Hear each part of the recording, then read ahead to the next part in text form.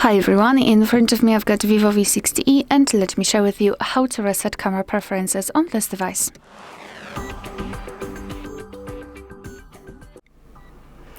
So let's begin with opening the camera app.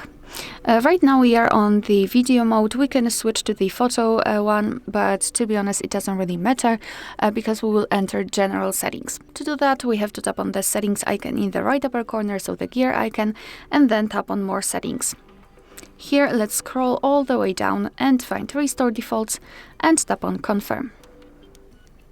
And as you can see, we just got back to the camera, and here we've got the evidence that the reset option worked because our device is asking us for access to the location, and this is the first thing your device asks you if you're opening the camera for the very first time. So as you can see, we just successfully reset the camera preferences. Alright, so that will be all. Thank you so much for watching. Please hit the subscribe button and leave the thumbs up.